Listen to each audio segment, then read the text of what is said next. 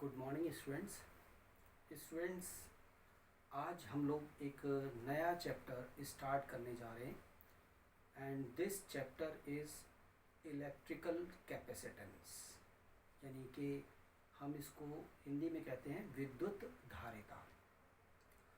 तो electrical capacitance जो ये आपका चैप्टर है, इसको स्टार्ट करने से पहले एक जो इसका इंट्रोडक्शन पार्ट है, सबसे पहले हम उस पर डिस्कशन कर लेते हैं। Students, in the previous chapter we have studied about the electric potential energy of a system of charges. For example, we have studied the electric potential energy of a system of 2-point charges. Next, we have also studied about the electric potential energy of a system of 3 charges, and again the electric potential energy of a system of 4-point charges in the absence and in the presence of external electric field. Right students?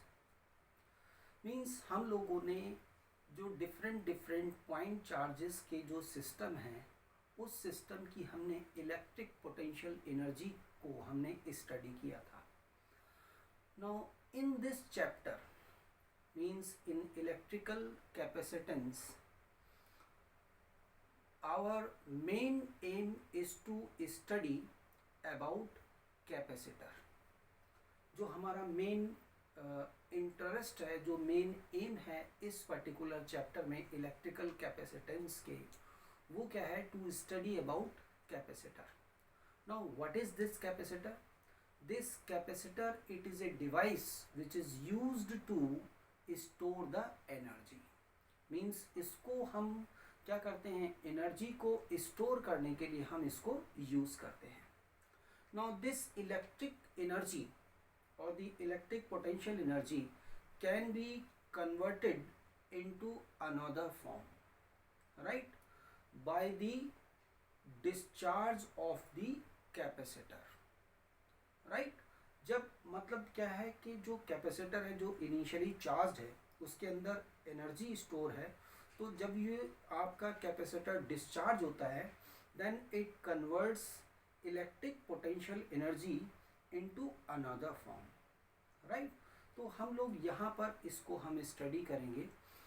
This electric potential energy stored in the capacitor, if we see its applications, then we find that in the flash unit of the camera we use this capacitor, right. Whenever we click the camera to take photograph, then the energy stored in the capacitor is discharges and which produces a flash, जो आपको एक जो है flash जो है वो produce करती है। Now in spite of this use of the capacitor, the capacitors are used in various electric circuits. हम इनको बहुत सारे इलेक्ट्रिक सर्किट्स के अंदर भी हम जो है वो यूज़ करते हैं। फॉर एग्जांपल स्टूडेंट्स, अगर मैं आपको इसके एप्लीकेशंस बताऊं, तो एक हमारे पास में एप्लीकेशन है वोल्टेज डबलर और वोल्टेज ट्रिपलर। मींस अगर हमें कहीं पर रिक्वायरमेंट होती है किसी पोटेंशियल को डबल करने की, उसको 3 टाइम्स करने की, उसको 4 टाइम्स करने की, तो हम ऐसे इलेक्ट्रिक सर्किट्स को डिज़ाइन करते हैं with the help of capacitors, where energy stored in the capacitor to increase the output of the circuit. उस सर्किट का आउटपुट जो है वो हमें बढ़ा देता है। जैसे वोल्टेज डबलर बनाना है, तो उसका आउटपुट हमें क्या मिलेगा कि हम जो भी इनपुट पोटेंशियल देंगे उस पोटेंशियल का ये डबल कर देगा। वोल्टेज ट्रिपलर क्या होगा कि उस पोटेंशियल को, इनपुट पोटेंशियल का 3 टाइम्स ये हमें प्रोवाइड कर देगा। और वोल्टेज क्वाड्रपलर क्या होगा कि ये इनपुट पोटेंशियल को जो है वो 4 टाइम्स इंक्रीज कर देगा। तो ऐसे बहुत सारे एप्लीकेशंस हैं जहाँ पर हम इन कैपेसिटर्स को हम यूज़ कर सकते हैं। Now, before going to study about this electrical capacitance, first of all, on the basis of the conduction of current, we classify the substances. हम सबसे पहले क्या करते हैं कि जो हमारे पास में डिफरेंट सब्सटेंसेस हैं, उन सब्सटेंसेस के अंदर जो करंट फ्लो होती है उसके बेसिस पर हम सब्सटेंसेस को हम दो कैटेगरी में हम डिवाइड कर देते हैं. Number one is conductors and number two is insulators. Right students, तो हम लोग पहले इनके बारे में स्टडी करते हैं कि भाई कंडक्टर्स क्या हैं, इंसुलेटर्स क्या हैं. इनको हम स्टडी करके फिर हम आगे इस चैप्टर में प्रोसीड करेंगे. राइट स्टूडेंट्स, प्लीज़ तो आप बोर्ड पर कंसंट्रेट करें. तो first of all in this chapter electrical capacitance we would like to classify the materials into two categories. Right, तो our main heading is classification of materials. Classification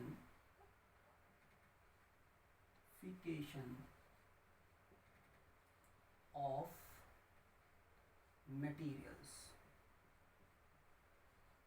materials.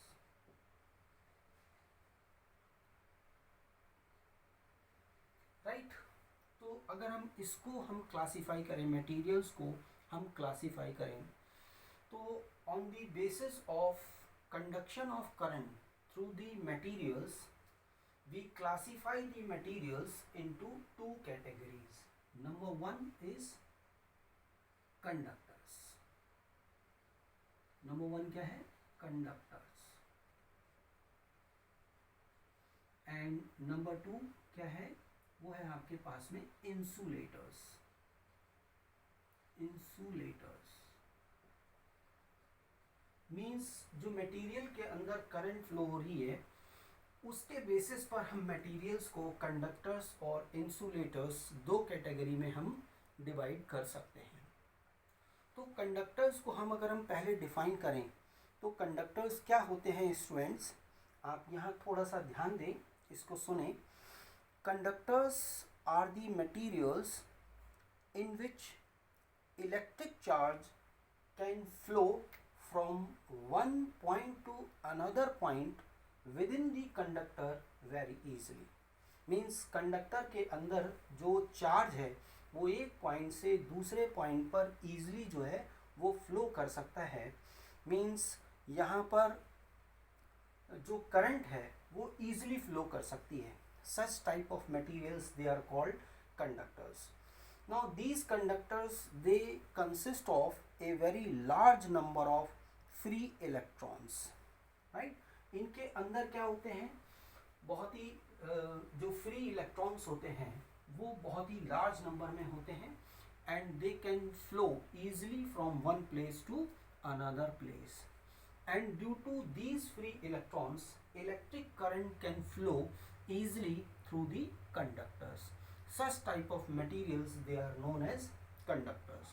For example, अगर आप इनके examples को study करें तो examples में आपके पास में आता है सिल्वर है, कॉपर है, एल्युमिनियम है, आयरन है, मरकरी है, सोल्यूशन ऑफ सॉल्ट है, ठीक है, एसिड्स हैं, बेस हैं, एंड जो भी आपके ह्यूमन बींग्स हैं उनकी बॉडी है, और जो अर्थ है, they are all the examples of conductors. Means इनके थ्रू जो है करंट जो है वो ईजिली फ्लो हो सकती है.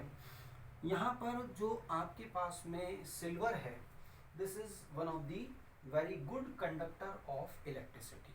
राइट स्टूडेंट्स, तो कंडक्टर्स के बारे में आपको यहाँ पर पता चल गया कि कंडक्टर्स हैं क्या. अब इसके बाद में हम स्टडी करते हैं कि भाई जो इंसुलेटर्स हैं वो इंसुलेटर्स क्या होते हैं. Now opposite to the conductors, right, insulators are the materials in which electric current does not flow easily from one point to another point. यानी इनके अंदर क्या होगा, जो इलेक्ट्रिक करंट है वो आपका इजली फ्लो नहीं होती. They consist of almost very negligible amount of free electrons, यानी इनके अंदर क्या है, इंसुलेटर्स के अंदर आपके फ्री इलेक्ट्रॉन्स जो हैं वो नहीं होते हैं, राइट। और इसके अगर एग्जाम्पल्स को अगर आप देखें तो इसके एग्जाम्पल्स हो सकते हैं आपके पास में, for example glass, plastic, rubber, ebonite जो एक मटेरियल है वो, ठीक है, ड्राई वुड एक सूखी हुई लकड़ी, ये सारे जो एग्जाम्पल्स हैं वो सारे के सारे एग्जाम्पल्स हैं इंसुलेटर्स के। Now these insulators they are also known as dielectrics, इनको हम क्या कहते हैं, डाइइलेक्ट्रिक्स हम बोलते हैं, dielectrics, they are also known as dielectrics. Dielectrics insulators को हम क्या बोल देते हैं, डाइइलेक्ट्रिक्स भी बोल देते हैं, राइट स्टूडेंट्स। अब जो हमने यहाँ पर on the basis of conduction of current we have classified the materials into two categories, one is conductor and another is insulator. There exists another category of these materials which is known as semiconductors, right? एक और category है जिसको हम semiconductors कहते हैं, means अर्धचालक हम जिनको बोलते हैं। और ये जो पर्टिकुलर सेमीकंडक्टर मटेरियल्स हैं इनको हम अपने इस सिलेबस में, हमारे फिजिक्स के सिलेबस में एक लास्ट चैप्टर है सेमीकंडक्टर्स पर बेस्ड, तो उसके अंदर हम इसको स्टडी करेंगे। अभी मैं मेनली यहाँ पर जो है वो कंडक्टर्स और इंसुलेटर्स पर ही कंसंट्रेट करूँगा, राइट। तो ये हमें क्लासिफिकेशन ऑफ मटेरियल्स जो है वो हमें मालूम होना चाहिए कि क्या है कंडक्टर्स और इंसुलेटर्स, राइट स्टूडेंट्स। अब इसके बाद में हम लोग स्टडी करेंगे जो अपना एक नेक्स्ट टॉपिक है, and this is free and bound charges, right. Free and bound charges और इलेक्ट्रॉन्स, हम यहाँ पर इसको स्टडी करेंगे कि फ्री इलेक्ट्रॉन्स क्या होते हैं और बाउंडेड इलेक्ट्रॉन्स क्या होते हैं, इन सबको हम स्टडी करेंगे, राइट स्टूडेंट्स। तो स्टूडेंट्स आप लोग जानते हैं कि कोई भी मटेरियल है, this material, any material, it consists of a very large number of atoms, means any material is made up of atoms, ये atoms से मिलकर के बना होता है। और atoms के अगर हम internal structure को एग्जामिन करें तो एटम के इंटरनल स्ट्रक्चर जो है उसके दो पार्ट्स होते हैं एटम के अंदर, वो दो पार्ट हैं। नंबर एक जो है आपका वो क्या होता है एटम के अंदर, एक इसका सेंट्रल पार्ट होता है, very small central part which consist of all the positive charges, means protons and neutrons, यानी इसके अंदर क्या होते हैं, प्रोटॉन्स होते हैं और न्यूट्रॉन्स होते हैं, and this part is known as nucleus. इसको हम क्या कहते हैं, न्यूक्लियस, न्यूक्लियस कहते हैं। और इस न्यूक्लियस के चारों तरफ, इस न्यूक्लियस के चारों तरफ डिफरेंट डिफरेंट ऑर्बिट्स में जो इसकी ऑर्बिट्स हैं, इन ऑर्बिट्स के अंदर क्या होता है, जो इलेक्ट्रॉन्स होते हैं, these electrons revolve around the nucleus. ये इलेक्ट्रॉन्स हैं, मैंने इनको यहाँ डॉट से इनको रिप्रेजेंट किया है, दीज आर द इलेक्ट्रॉन्स, ये इलेक्ट्रॉन्स हैं, ये इलेक्ट्रॉन्स हैं।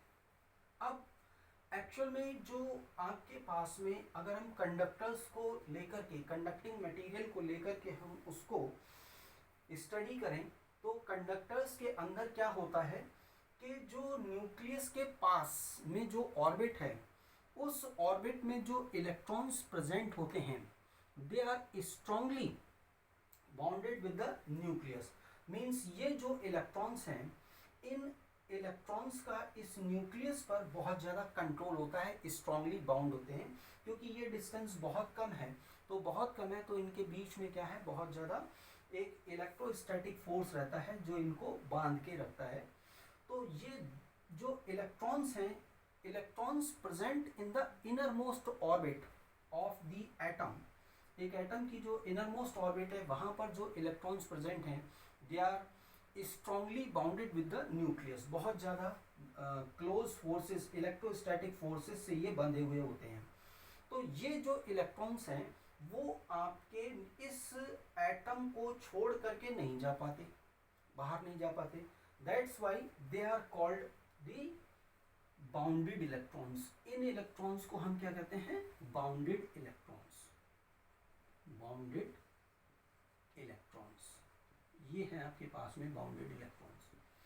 और इस एटम की जो आउटर मोस्ट ऑर्बिट है, इस आउटर मोस्ट ऑर्बिट मीन्स ये जो सबसे लास्ट वाली ऑर्बिट में ये जो इलेक्ट्रॉन्स हैं, इन इलेक्ट्रॉन्स पर जो न्यूक्लियस का जो कंट्रोल होता है वो क्या होता है? बहुत ही वीक कंट्रोल होता है। मीन्स ये जो इलेक्ट्रॉन्स हैं कंडक्टर्स के केस में, जो मैं अभी एक्सप्लेनेशन दे रहा हूँ वो सबके केस में क्या है कि वो आपका किसके केस में? कंडक्टर्स के केस में। तो कंडक्टर्स के केस में आउटर मोस्ट इलेक्ट्रॉन्स पर जो न्यूक्लियस का कंट्रोल होता है वो बहुत ही क्या होता है? कम होता है। मीन्स इनको अगर थोड़ी सी भी एनर्जी मिलती है तो ये इस एटम को छोड़ करके बाहर निकल जाते हैं, उस सब्सटेंस के अंदर जो है ये मूव करने लगते हैं। तो ये जो इलेक्ट्रॉन्स हैं जो लूजली बाउंड हैं, they are known as the free electrons. Free electrons, इनको हम कहते हैं फ्री इलेक्ट्रॉन्स। तो जो कंडक्टर्स होते हैं, कंडक्टर्स के अंदर आपके पास में फ्री इलेक्ट्रॉन्स जो हैं वो बहुत ज़्यादा होते हैं, और ये इलेक्ट्रॉन्स थोड़ी सी एनर्जी पा करके क्या होते हैं? इस एटम से बाहर हो जाते हैं और उस सब्सटेंस के अंदर ईजिली जो है वो मूव कर लेते हैं। Due to this the electric current flows very easily in conductors, यानी कंडक्टर्स में ये जो इन फ्री इलेक्ट्रॉन्स के कारण जो है करंट जो है वो बहुत इजीली फ्लो होती है। राइट स्टूडेंट्स, अब अगर हम इंसुलेटर्स की बात करें तो इंसुलेटर्स ये भी मटेरियल्स हैं, they are also made up of atoms, बहुत सारे एटम्स से मिलकर के बने होते हैं। ये तो केस था कंडक्टर्स का। और अगर हम यहाँ पर अगर इंसुलेटिंग मटेरियल्स को अगर हम देखते हैं तो उसके अंदर भी क्या होगा कि प्रोटॉन और न्यूट्रॉन हैं, और इसके चारों तरफ जो होते हैं वो आपके इलेक्ट्रॉन्स होते हैं।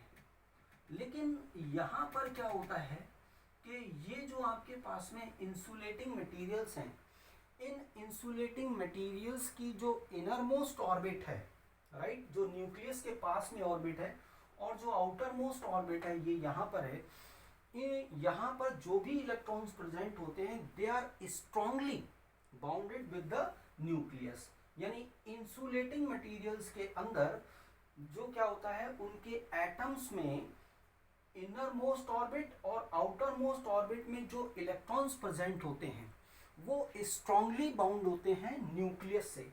तो जब ये स्ट्रांगली बाउंड होते हैं means they are not free to move through the atom, ये एटम से नहीं निकल पाते। तो जब ये एटम से नहीं निकल पाते, बहुत ही स्ट्रॉन्ग फोर्सेस से ये बंधे होते हैं, तो यहाँ पर ये जो दोनों इलेक्ट्रॉन्स हैं they are the bounded electrons, इनको हम कहते हैं बाउंडेड इलेक्ट्रॉन्स। ये इलेक्ट्रॉन्स हैं, राइट। तो bounded electrons means they are not free to move, right. तो जब ये मूव करने के लिए फ्री नहीं है तो इलेक्ट्रिक करंट जो है वो आपका इंसुलेटर्स और डाइलेक्ट्रिक से फ्लो नहीं होती है, राइट स्टूडेंट्स। तो ये इनका एक छोटा सा क्लासिफिकेशन है, classification of materials, and then we have studied about free electrons और free charges and bounded electrons और बाउंड चार्जेस, राइट स्टूडेंट्स। तो इन चीज़ों को हमें ध्यान में रखना होगा। नाउ स्टूडेंट्स, अब हम इसके बाद में एक टॉपिक लेते हैं which is again one of the most important topic, और जो आपको इस चैप्टर में इसका बार बार जो आएगा वो यूज़ में आएगा ये, and this is electrostatics of conductors, right. What is this? This is electrostatics, electrostatics of conductors.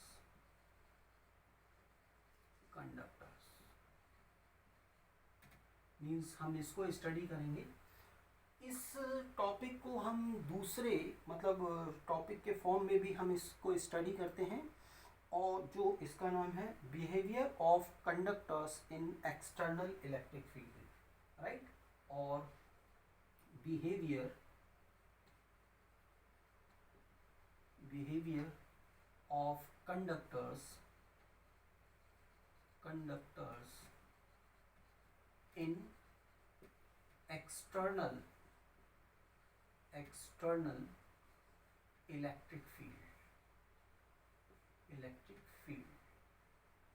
यानी कि जब हम कंडक्टर्स को एक्सटर्नल इलेक्ट्रिक फील्ड में रखते हैं तो वहाँ पर इसका बिहेवियर क्या होता है, कंडक्टर का किस तरीके से ये बिहेव करता है, इसके अंदर क्या होता है, हम उन चीज़ों को हम यहाँ पर स्टडी करेंगे। राइट स्टूडेंट्स, तो प्लीज़ आप लोग यहाँ पर इसको अच्छे ढंग से आप यहाँ पर समझ लें।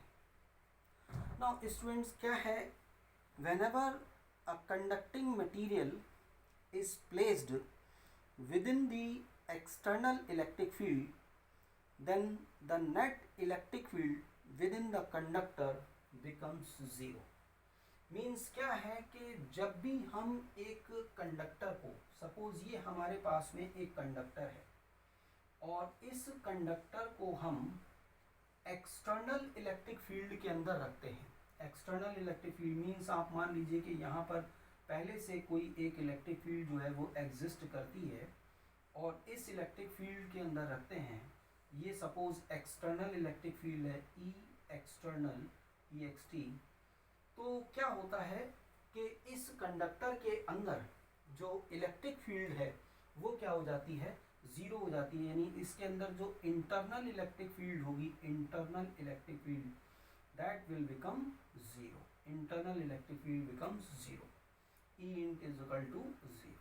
यानी जब भी आप एक कंडक्टर को एक्सटर्नल इलेक्ट्रिक फील्ड के अंदर रखते हैं तो अब आपके पास में क्या होगा, उसके अंदर इंटरनल इलेक्ट्रिक फील्ड जो हो जाएगी कंडक्टर के अंदर वो क्या हो जाएगी, ज़ीरो हो जाएगी। इसको हमें ध्यान रखना है। तो इसको मैं एक्सप्लेन करता हूँ स्टूडेंट्स, आप यहाँ पर ध्यान दीजिएगा। सपोज मैं यही डायग्राम ले लेता हूँ। ये एक्सटर्नल आपके पास में एक इलेक्ट्रिक फील्ड है और इस एक्सटर्नल इलेक्ट्रिक फील्ड में आपने क्या किया है कि ये एक AB और CD, सपोज ये आपने एक कंडक्टिंग मटेरियल है और इस कंडक्टिंग मटेरियल को इसके अंदर आपने रख दिया है। तो स्टूडेंट्स, अभी आपने स्टडी किया था कि जो कंडक्टर्स हैं, कंडक्टर्स के अंदर जो है फ्री इलेक्ट्रॉन्स क्या होते हैं, वो बहुत ही लार्ज अमाउंट में प्रेजेंट होते हैं कंडक्टर्स के अंदर फ्री इलेक्ट्रॉन्स। तो जब वो फ्री इलेक्ट्रॉन्स आपके यहाँ पर हैं, इसके अंदर हैं, तो फ्री इलेक्ट्रॉन्स हैं, इलेक्ट्रॉन्स में एक इसको यहाँ पर दिखा देता हूँ। सपोज इस पर चार्ज, ये जो है इसका चार्ज मैंने यहाँ शो कर दिया है, नेगेटिव चार्ज है।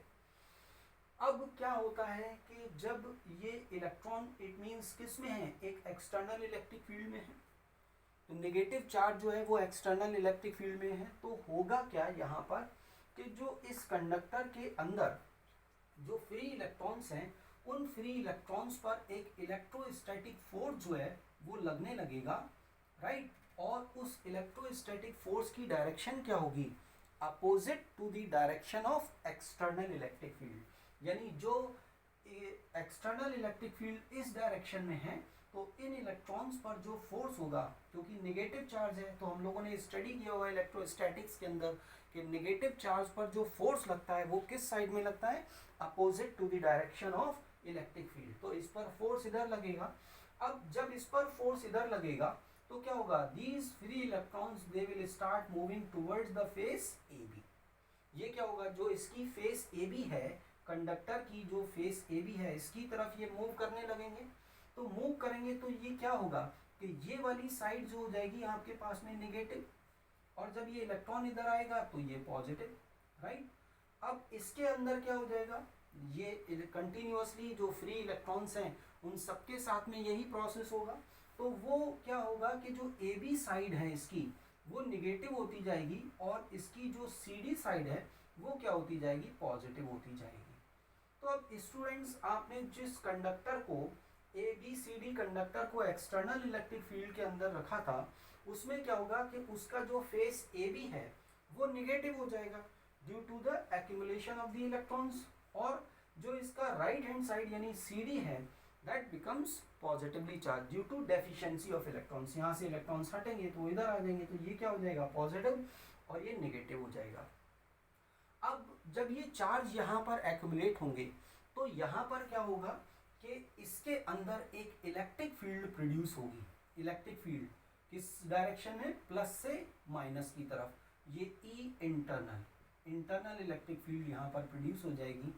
और आफ्टर सम टाइम्स क्या होगा कि जब आपके पास में जो ई एक्सटर्नल और ई इंटरनल के बराबर हो जाएगी, उस टाइम पर जो आपके कंडक्टर के अंदर जो फ्री इलेक्ट्रॉन्स हैं, उन फ्री इलेक्ट्रॉन्स का जो मूवमेंट है वो स्टॉप हो जाएगा। और यहाँ पर क्या हो जाएगा, E external this will become equal to E internal, ये इंटरनल इलेक्ट्रिक फील्ड के बराबर हो जाएगा। और फिर उसके बाद में क्या होगा, जो नेट इसके अंदर इलेक्ट्रिक फील्ड होगी वो क्या हो जाएगी, जीरो के बराबर हो जाएगी, क्योंकि इसकी डायरेक्शन इधर है और ई इंटरनल इस डायरेक्शन में है। जब ये दोनों बराबर हो जाएंगे they will cancel out each other, और इस तरीके से क्या होगा कि कंडक्टर के अंदर जो है इलेक्ट्रिक फील्ड जो होगी वो क्या हो जाएगी, ज़ीरो हो जाएगी। तो स्टूडेंट्स आप यहाँ पर ध्यान दीजिएगा कि जब भी हम एक कंडक्टर को एक्सटर्नल इलेक्ट्रिक फील्ड में रखते हैं तो उस इलेक्ट्रिक फील्ड के अंदर आपके पास में और उस कंडक्टर के अंदर जो इलेक्ट्रिक फील्ड होगी, रिजल्टेंट इलेक्ट्रिक फील्ड, वो क्या हो जाएगी, ज़ीरो हो जाएगी। राइट स्टूडेंट्स, तो यहाँ पर आप लोग इस चीज़ को ध्यान रखेंगे। ये पहला पॉइंट था। अब उसके बाद में अब हम यहाँ पर एक सेकेंड पॉइंट यहाँ पर कंसीडर करते हैं। This is again electrostatics of conductor. वो क्या है आपके पास में, सेकेंड पॉइंट है the net electric charge within the conductor is zero. Right, जो भी एक कंडक्टर होता है, कंडक्टर के अंदर जो आपका नेट इलेक्ट्रिक चार्ज होता है वो कितना होता है, ज़ीरो। और अगर हम इसको कोई भी चार्ज हम प्रोवाइड करते हैं and any excess charge given to the conductor, it resides on the surface of the conductor, ये कंडक्टर की सरफेस पर डिस्ट्रीब्यूट हो जाता है। तो सपोज ये आपके पास में एक कंडक्टर है, इस कंडक्टर के अंदर मतलब आपका, आप ये जानते हो कि भाई कंडक्टर के अंदर आपका इलेक्ट्रिक फील्ड क्या होता है, ज़ीरो।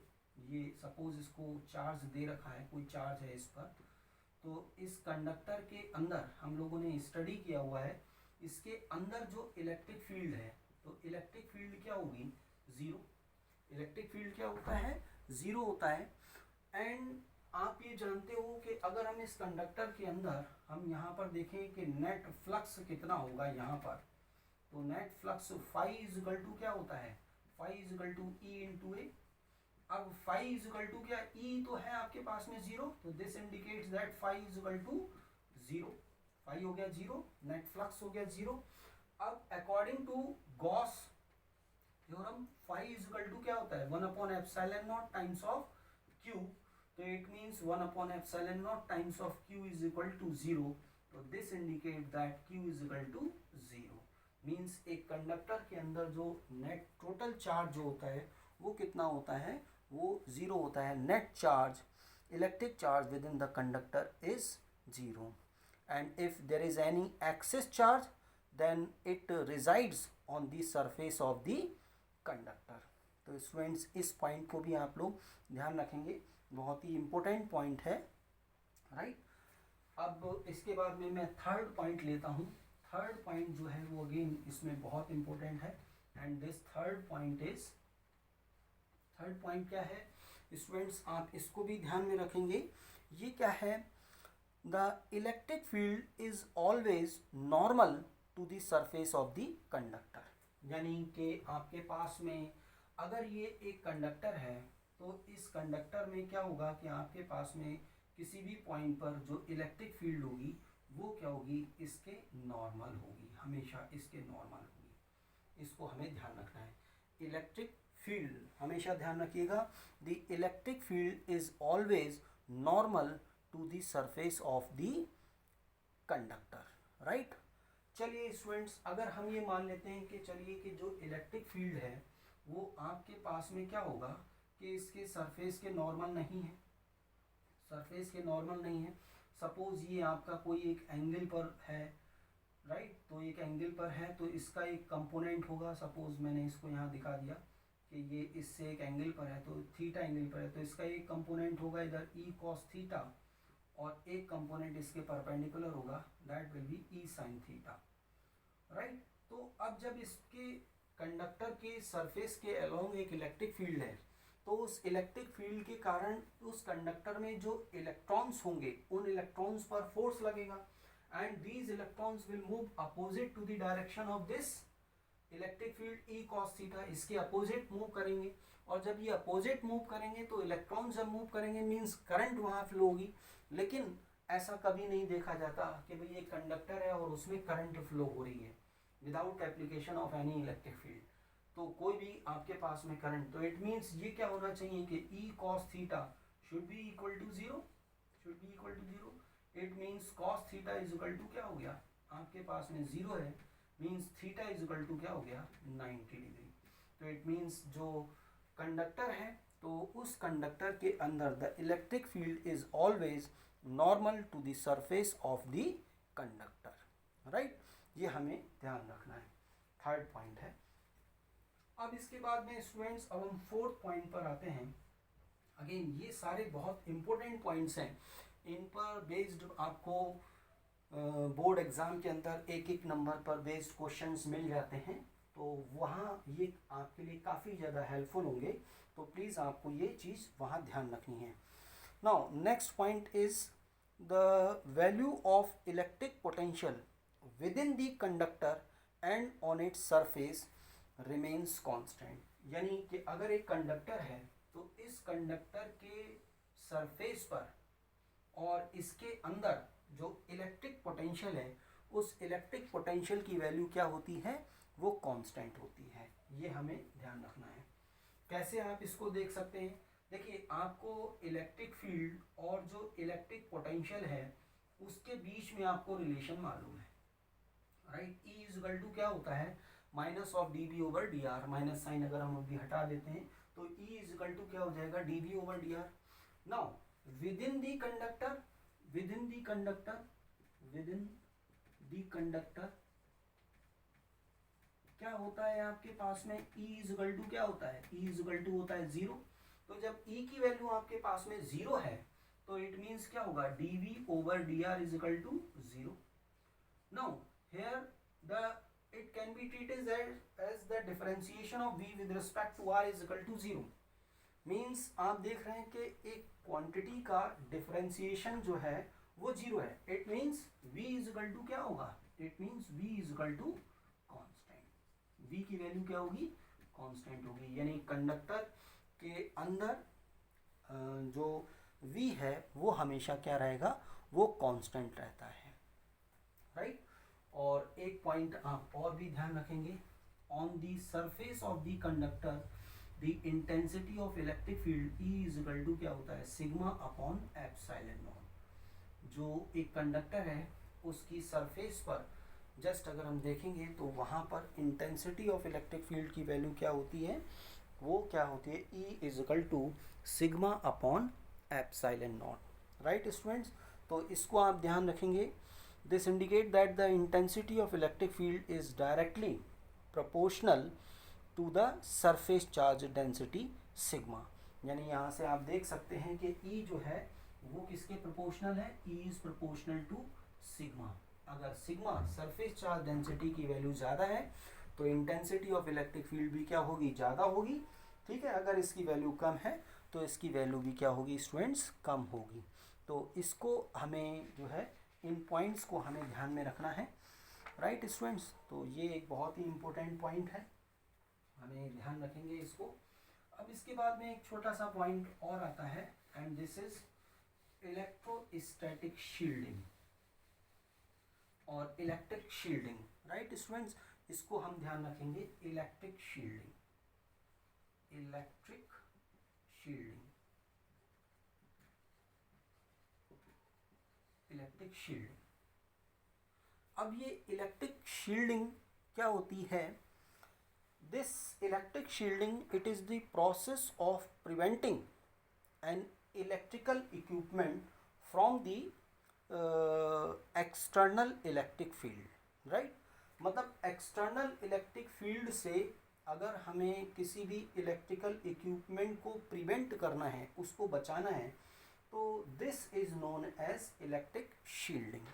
इसको यहाँ पर इस प्रोसेस में हम क्या करते हैं कि जो इलेक्ट्रिकल इक्विपमेंट्स हैं, उन इलेक्ट्रिकल इक्विपमेंट्स को हम के एक जो कंडक्टिंग केजेस होती हैं, उन कंडक्टिंग केजेस के अंदर रख देते हैं।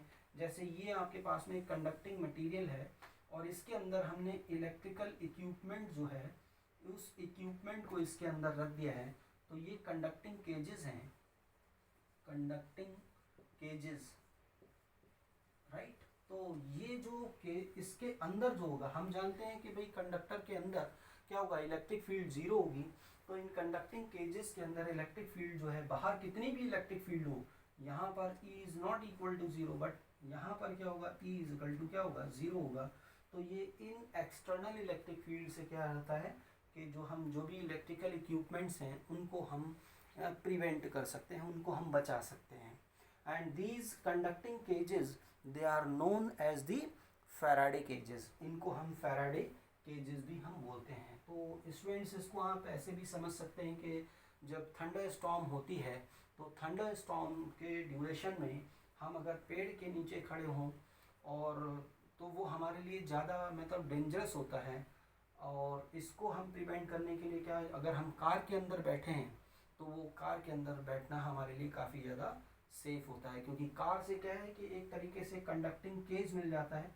तो बाहर कितनी भी इलेक्ट्रिक फील्ड हो, लेकिन उसका इफेक्ट अंदर नहीं होता। तो इस पर बेस्ड भी क्वेश्चन आते हैं। तो स्टूडेंट्स, प्लीज़ इस चीज़ को आप ध्यान रखिएगा। तो ये टॉपिक जो है वो मैंने आज अपने इस लेक्चर में कवर किए हैं, इन सबको आपको ध्यान रखना है। अब हम नेक्स्ट लेक्चर में हम स्टडी करेंगे अबाउट इंसुलेटर्स और dielectrics, right student. Thank you very much.